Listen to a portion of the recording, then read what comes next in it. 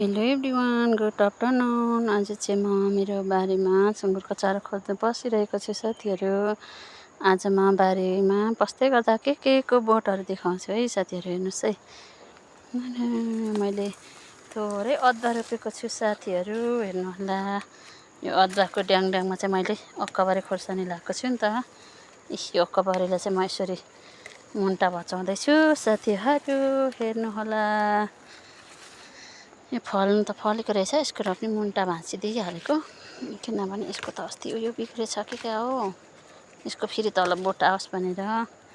यस्तो छ साथीहरू। अब फेरि खोज्दै जान्छु केहरू पाउँछु। हेर्नु होला साथीहरू, अक्काबारीको बोटमा चाहिँ यहाँनिर अक्काबारी होइन, यो अदुवाको ड्याङमा मैले लगाएको छु अक्काबारीको बिरुवाहरू।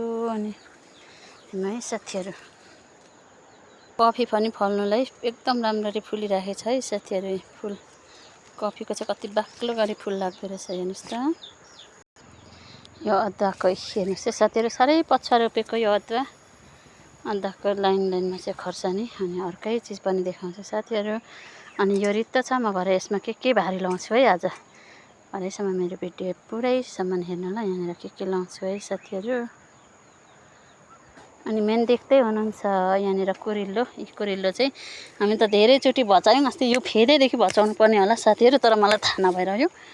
अनि यो कुरिल्लो चाहिँ यस्तो बितेको छ कि धेरै। यो कुरिल्लो मैले थोरै यहाँनिर एक दुईवटा नर्सरीको लागि मात्रै रोपेको, तर यस्तो डुको आइरहेको छ। यो धेरै बितेको होला है साथीहरू। होइन, तपाईँहरूलाई त थाहा छ यो कसरी के गर्ने भनेर। अनि कहाँनिर पनि काटिराखेको थिएँ यो, तर लामो भए पनि मैले यहाँ बस्दैछु साथीहरू। अनि यो कुरिल्लो चाहिँ मैले साह्रै धेरै वर्ष अगाडिदेखि रहर गर्दा मेन चाहिँ यत्तिको भएपछि भाँच्दा चाहिँ राम्रो होला साथीहरू। हेर्नु होला, यहाँनिर के छ यहाँ कुरिल्लो। मेरो यहाँ सानो सुर्खामा यहाँ अम्बकको बोटहरू देख्नु सक्नुहुनेछ।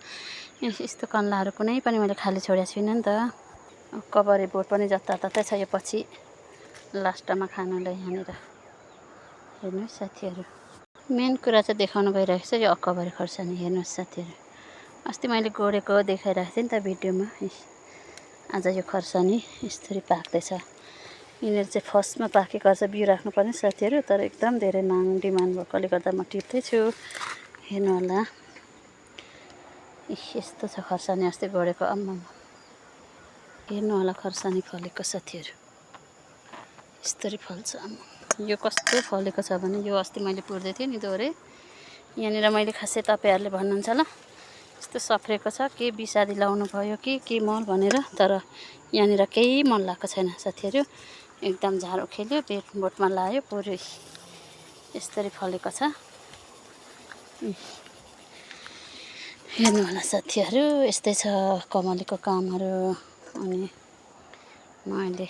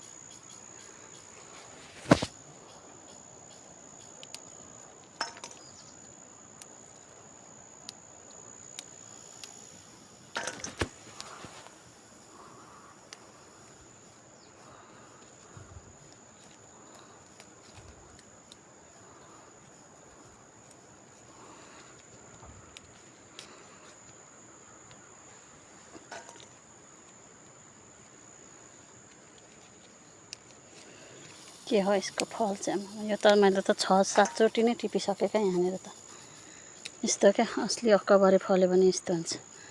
हाइब्रिड लोकल के भन्छ नि मान्छेहरूले, तर यो जतिको लोकल खोर्सानी, यो जतिको अर्ग्यानिक खोर्सानी त तपाईँहरूले खोजेर पनि पाउनुहुन्न साथीहरू। यति धेरै अर्ग्यानिक छ कि यो चाहिँ पोट बिहाडमै छोडेको हो, त्यही भएर यति साह्रो फलेको छ साथीहरू। यो 5-6 चोटि, 5 पटक 6 पटक हामीले टिप्दा पनि यति धेरै छ साथीहरू। हेर्नु होला, यो अक्काबारी, यो नयाँ गान चाहिँ भर्खर सुरु हुँदैछ, फला छैन। त्यही भएर यहाँ हेर्नु होला साथीहरू, अक्काबारी खोर्सानी चाहिनेले भट्टाभट्टी अर्डर गर्ने होला टोकी खानुलाई।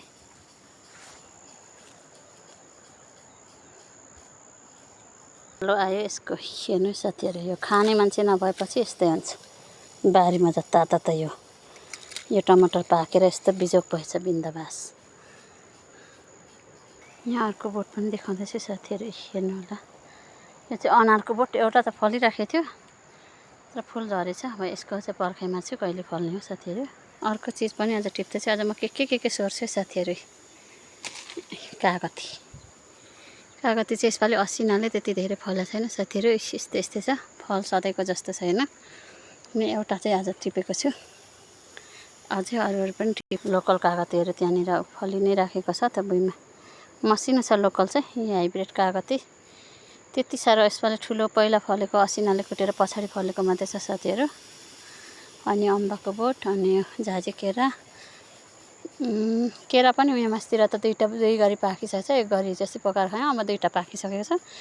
यो अलैँची मैले यहाँनिर रोपेको छु, यो लम्बेडी अलैँची नर्सरी बिउको लागि रोपेको छ। यही साथीहरू, अब म फेरि अझै के गर्छु आजसम्म मेरो पुरै भिडियो हेर्दै जानुहोस् है। ढेन्टे उँलो हेर्नुहोस्, यहाँनिर अस्तिको यहाँनिर खर्सानीको नर्सरी अक्कबरेको नर्सरी थियो नि त साथीहरू। अनि त्यहाँनिर यहाँ उम्रेको थियो, उम्रेर यहाँनिर काँक्रा थियो। अनि यहाँनिर मेरो छोरालाई थाङ्रा लगाइराख्ने भनेको त यस्तो भएछ साथीहरू। लु यो पनि टिप्यो आज, यसको पनि खाने बेला भएको रहेछ। लु काँक्रा खान आउनु होला साथीहरू। आज हाम्रोमा काँक्रा यस्तै छ साथीहरू। यो काँक्रा खासै भित्तामा मैले सारेर अलिअलि झारकै मल मात्रै यस्तो छ। थाङ्रा चाहिँ छोराले दिएको, साह्रै गतिलो चाहिँ छैन र पनि चढ्नु सकेको छ। अनि यहाँनिर अर्को छ जस्तै मैले चढाइराखेको छु। यहाँ पनि फलिरहेको छ साथीहरू, फल सुरु भएको छ काँक्रा। यहाँनिर चाहिँ यस्तो छ है साथीहरू। लु अब म के टिप्दै जाँदो रहेछु।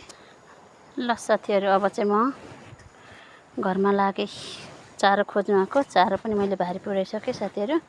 चारो सँगसँगै यहाँनिर खोर्सानी, सब्जी कुरिल्लो, त्यहाँदेखि अक्कबरेदेखि यहाँनिर यो छ कागती, यहाँनिर छ काँक्रा पनि यहाँनिर टिपेर तयारी भइसक्यो। भारी बाई बाई साथीहरू, अब म घर जानेछु, पानी पनि पर्नु थाल्यो। अर्को भिडियोमा भेटौँला। यो भिडियो पुरै हेरेर साथ दिनु होला। बाई बाई, अर्को भिडियोमा भेटौँला।